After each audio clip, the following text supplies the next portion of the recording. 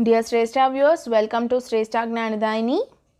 In the last video, we have discussed regarding different kinds of waterborne diseases and its prevention measures.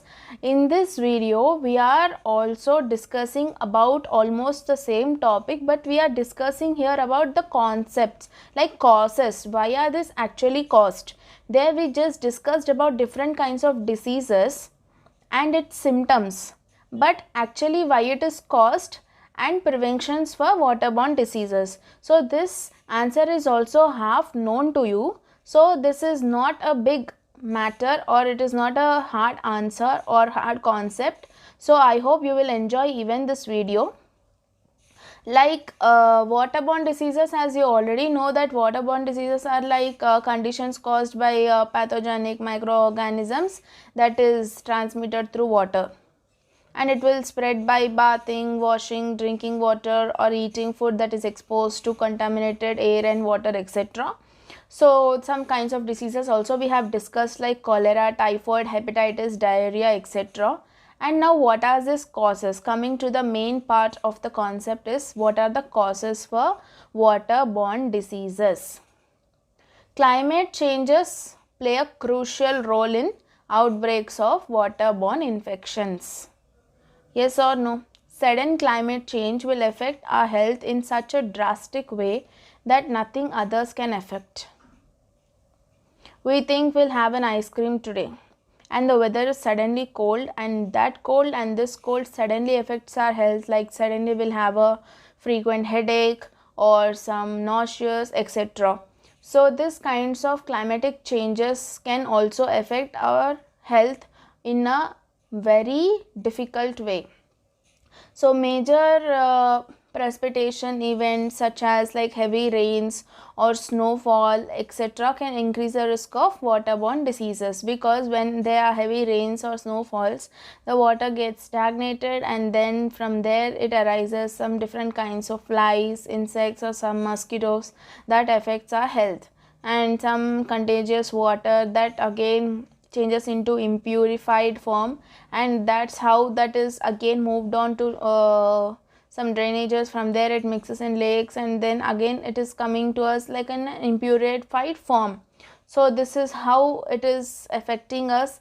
And again the overflowing of sewage treatment plants during this floods, how it becomes risk. Yes or no? Even the food and the vegetables we eat is not proper because of the overflowing of water and etc. And the plants are also impurified, and that is like a immediate risk. Like leafy vegetables, especially if you see in rainy season, they doesn't look so healthy or fresh. Yes, so we have to carefully select the vegetables, wash it 4 to 5 times, 15 times, 20 times, how many ever times like it is best. So but don't use sanitizers, okay? So that's how the overflowing of sewage treatments and plants during floods become an immediate risk. And drought affected areas have a high risk due to this accumulation of high concentration of pathogens, and that will again result in limited amount of available water resources.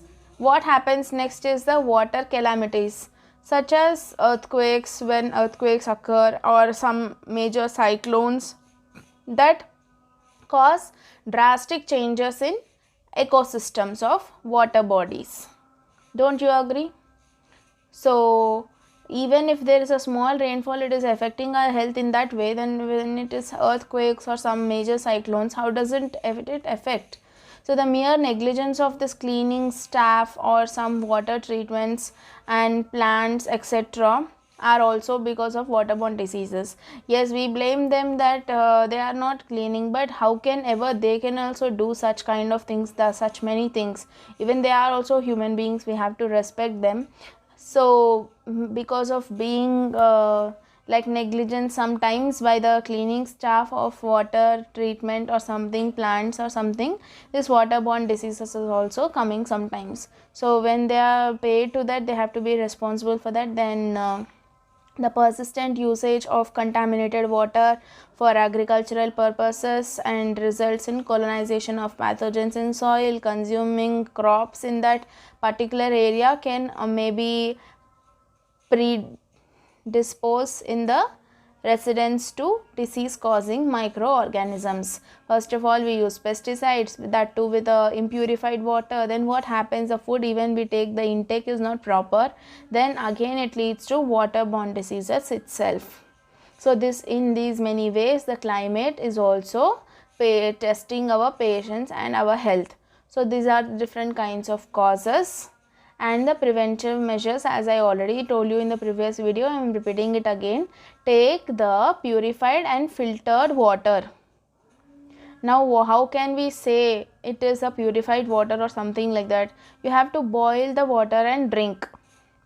Then keep the surroundings hygienic and maintaining the strict personal hygiene, such as washing the hands before and after, and use the soap or sanitizers as much as possible. So maybe people will think it is like a big OCDs or something, but it's not correct, because we have to be very careful in these days. So after COVID hit, even more careful. So be careful with all these things and take necessary measures wherever you go. Don't touch in any untidy places, or don't sit anywhere such places, and storing food in containers to protect from flies or something, that can also affect. And but sometimes it's good, like you should cover, but not in plastic things. So take good care of your food, like it should be packed in a proper form. That intake should be good at the time when you consume it, and flies should not be there. So avoiding the street foods or junk foods, and then covering and storing food safely at home. Basically prefer the homemade food, and avoiding stagnation of water near or out surroundings, and spraying insecticides in the neighborhood. These things can be done regularly and people will be doing. But another important aspect is that we fill water bottles and put it, and we don't use it, then we don't throw it to the long time. Then when we use it, or we wherever we throw it again, that is an impurified water. So make sure that your water is not stagnated for a long time. Like pot water, we store the water in the pots or earthenwares. What happens is that we can't throw it outside. So however, even if you consume or don't consume, please keep changing the water. Water stagnation is not at all good.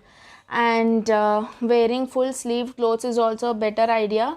So wherever you go, be careful that doesn't affect your body in the evening, especially when you go outside the house. And maintaining the personal hygiene by using mosquito repellents to avoid mosquito bites. Like you can use some creams for to avoid mosquito bites, like Odomos or something like that.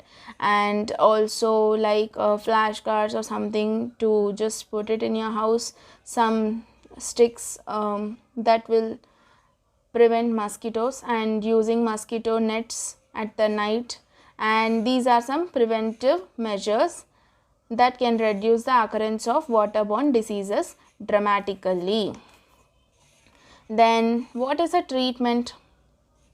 The antibacterial, antiparasitic or antiviral medications are used for treatment of affected individuals during this nature of diseases. So got it? What are these causes and preventive measures? So if you are taking a proper care of your health through these preventive measures all the time, and you are aware of the consequences, why is this occurring, then you will be much more cautious, and even they cannot ever enter into your house. So that is about some causes and measures about waterborne diseases that is discussed in this class today. If you find it relevant, if you like my video, then definitely like, share and subscribe to my channel Shrestha Gnanadayini, and share it with all your loved ones. Thank you.